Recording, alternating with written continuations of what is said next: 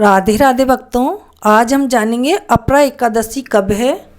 एकादशी के दिन भगवान विष्णु और माँ लक्ष्मी की भक्ति भाव से पूजा की जाती है। साथ ही में उसके निमित्त एकादशी का व्रत रखा जाता है। इस शुभ अवसर पर मंदिरों में लक्ष्मी नारायण जी की विशेष पूजा एवं आरती की जाती है। साथ ही भजन कीर्तन का आयोजन भी किया जाता है। धार्मिक मान्यता है कि एकादशी के दिन लक्ष्मी नारायण जी की पूजा करने से साधक को सभी प्रकार के सुखों की प्राप्ति होती है। साथ ही सभी प्रकार के दुखों का नाश भी होता है। इसके अलावा धन संपत्ति में बढ़ोतरी होती है। इसके लिए साधक श्रद्धापूर्वक भक्ति भाव से एकादशी के दिन लक्ष्मी नारायण जी की पूजा करें।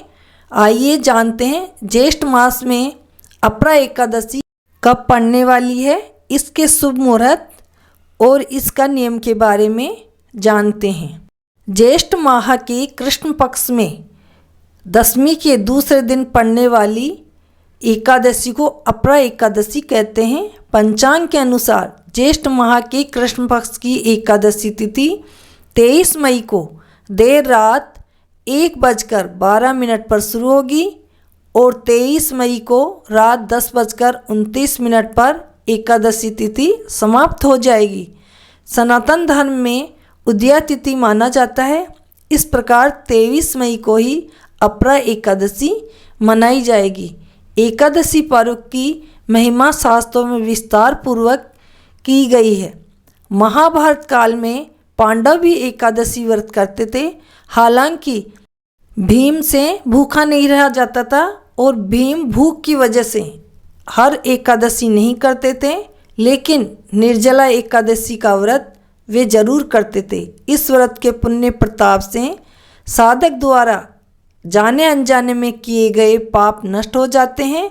साधक ही व्रती पर धन की देवी माँ लक्ष्मी की कृपा बरसती है।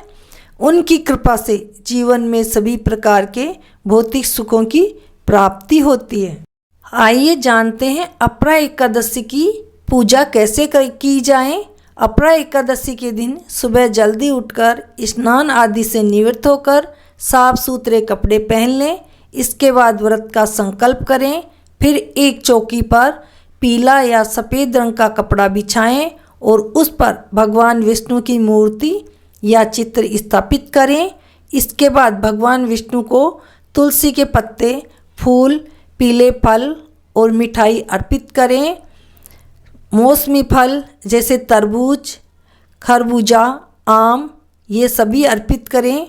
विधि विधान से पूजन करें और पूजा के दौरान हुई गलती की क्षमा मांगे। एकादशी व्रत के दिन अन्न का सेवन नहीं करना चाहिए। एकादशी का व्रत नहीं रखने वालों को भी चावल का सेवन बिल्कुल नहीं करना चाहिए। एकादशी व्रत के दिन बाल, नाखून और दाढ़ी काटने की भूल भी ना करें। एकादशी व्रत के दिन ब्राह्मणों को कुछ दान अवश्य करना चाहिए। एकादशी व्रत के पारण करने के बाद अन्न का दान करना बहुत शुभ माना जाता है। तो आइए एकादशी का पारण कब है। आइए अब जानते हैं एकादशी का पारण कब करना चाहिए और किस दिन पारण है। एकादशी व्रत करने के बाद अगले दिन द्वादशी को ब्राह्मण या जरूरतमंदों को दान दक्षिणा दे, उन्हें भोजन कराकर स्वयं फलाहार करें और अपने व्रत का पारण करें। व्रत का पारण द्वादशी के दिन किया जाता है। एकादशी के व्रत के दूसरे दिन द्वादशी आती है और उसी दिन व्रत का पारण किया जाता है।